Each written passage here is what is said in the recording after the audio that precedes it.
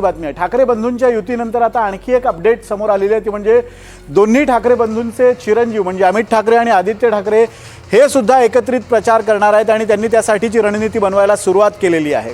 विशेषतः दोन मुद्दे यांच्या अजेंड्यावर आहेत। एक म्हणजे दुबार मतदारांसंदर्भातले मुद्दे हे दोन्ही ठाकरे बंधू आपल्या अजेंड्यावर घेणार आहेत आणि त्या संदर्भात उद्या आणि परवा अशा दोन महत्त्वाच्या बैठका त्यांच्यामध्ये होणार आहेत। त्याचबरोबर वेळ कमी असल्यामुळे दोन्ही ठाकरे बंधू हे एकमेकांच्या एरियामध्ये जाऊन प्रचार करणार असल्याचं समजतंय आणि महापालिका प्रचार करण्यासाठी आता ठाकरेंची पुढची पिढीसुद्धा प्रचारात उतरलेली आहे आणि कशा पद्धतीनं हा प्रचार केला जाणार आहे, अमित ठाकरे आणि आदित्य ठाकरे यांचं कसं नियोजन आहे या संदर्भात आपल्याबरोबर अक्षय कुडकेलवार आहे। अक्षय, पुढची पिढी आता आपल्या स्वतःच्या प्रचाराचं नियोजन करते, कशा पद्धतीने यांचा प्रचाराचं नियोजन असेल आणि जसं आपल्याला बातमीत आपल्याला सांगण्यात आलेलं आहे की दुबार मतदार आणि प्रचाराचा अशा दोन दुहेरी रणनीतीवर ते विचार करतायत, काय अपडेट्स आहेत?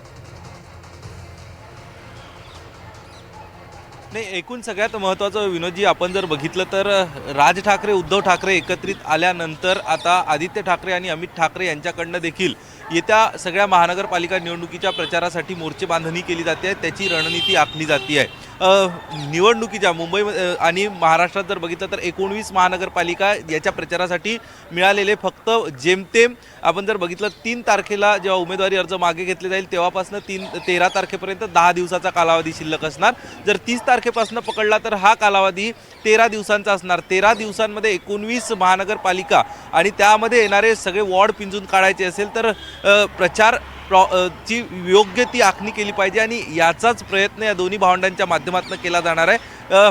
मुंबईसारख्या मोठ्या शहरामध्ये एकत्रित एखादी प्रचार रॅली आणि एकत्रित दोन भावंडांची सभा किंवा संबोधन अशा पद्धतीचं दोन भावंडांकडनं केलं जाऊ शकते। मात्र त्यानंतर ज्या भागांमध्ये आदित्य ठाकरे यांचा प्रचार सुरू आहे त्या भागामध्ये अमित ठाकरे त्याच दिवशी प्रचार करू नये किंवा ओव्हरलॅप होऊ नये गोष्टी आणि कमीत कमी वेळेत जास्तीत जास्त वॉर्डामध्ये जास्तीत जास्त उमेदवारांचा प्रचार करावा याची रणनीती हे दोन भावंड आखणार आहे। माहिती जी मिळते उद्या किंवा परवा या संदर्भात एक महत्त्वाची बैठक दोन भावंडांमध्ये पार पडणार आहेत, कारण आदित्य ठाकरे असेल अमित ठाकरे असेल हे युतीच्या घोषणेची वाट बघत होते, त्यांच्यामध्ये चर्चा होत होती। मात्र ही चर्चा पुढे कशी न्यायची त्यासाठी आधी युतीच्या घोषणेची ते वाट बघत होते। आदित्य ठाकरे आता पुढचे 2 दिवस नाशिक दौऱ्यावर असल्याचं कळतंय, आज आणि उद्या, तर ते परतल्यानंतर लगेचच यांची बैठक होणार असल्याचं कळतंय। या बैठकीत या सगळ्या गोष्टी ठरवल्या जाईल आणि सगळ्यात महत्त्वाचं दुबार मतदान होणार नाही आणि त्यामुळे विरोधकांच्या मतदानाचे आकडे फुगणार नाही याकडे विशेष याची दक्षता आहे दोन बंधू घेण्यात। पण अक्षय, अजून एक महत्त्वाचा मुद्दा आहे, जसं सिनियर ठाकरेंच्या एकत्रित सभेबद्दल उत्सुकता आहे, म्हणजे राज ठाकरे आणि उद्धव ठाकरे यांची क्लायमॅक्स म्हणजे शेवटची सभा एकत्रित होण्याची शक्यता व्यक्त केली जाते, तशा पद्धतीनं अमित ठाकरे आणि आदित्य ठाकरे यांची एखादी एकत्रित सभा होणार आहे का? असेल तर त्याचं काय नियोजन आहे? आपण बघतोय की राज ठाकरे आणि उद्धव ठाकरे यांची शिवाजी पार्कवर एकत्रित एक सभा होणार आहे, ती सांगता सभा असणार आहे कदाचित।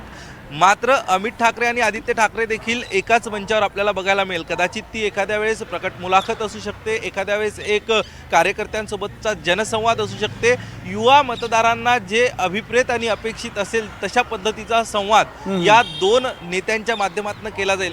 मात्र तो देखील एक मोठा इव्हेंट, जसा राज ठाकरे आणि उद्धव ठाकरे यांच्या एकत्रित सभेचा एक मोठा इव्हेंट केला जाणार आहे, तशाच पद्धतीचा काहीसा इव्हेंट या दोन भावंडांच्या माध्यमातून देखील करण्याचा प्रयत्न चाललेला आहे, अशी आपल्याला खात्रीलायक सूत्रांची माहिती दिली। अर्थातच नेमकं काय ठरतं याला दुजोरा अमित ठाकरे किंवा आदित्य ठाकरे येत्या 2 दिवसात देतीलच। या सगळ्यात एक भव्य रॅली मुंबईसारख्या शहरामध्ये, कुठल्याही शहरामध्ये एकाच दिवशी आदित्य ठाकरे आणि अमित ठाकरे यांच्या एकत्रित सभा होणार नाही, जेणेकरून गर्दीचं नियोजन योग्य राहील। आणि तिसरी महत्त्वाची गोष्ट, एक ओपन प्लॅटफॉर्मवर युवकांसोबत संवाद, मतदारांसोबत संवाद किंवा प्रकट मुलाखतीसारखा एखादा विशेष कार्यक्रम या प्रचाराच्या नियोजनादरम्यान हे म्हणजे पारंपरिक प्रचाराबरोबरच एका नवीन पद्धतीनं प्रचार करण्याचं नियोजन सुद्धा या ठाकरे बंधूंनी केलेलं दिसतंय। धन्यवाद अक्षय दिलेल्या अपडेट्सबद्दल। आपण बघतोय की मुंबईमध्ये हा सगळा प्रचार केला जाणार आहे आणि कशा पद्धतीने या प्रचाराचं नियोजन आहे या संदर्भात अक्षय आपल्याला माहिती देत होता। पुढची बातमी आहे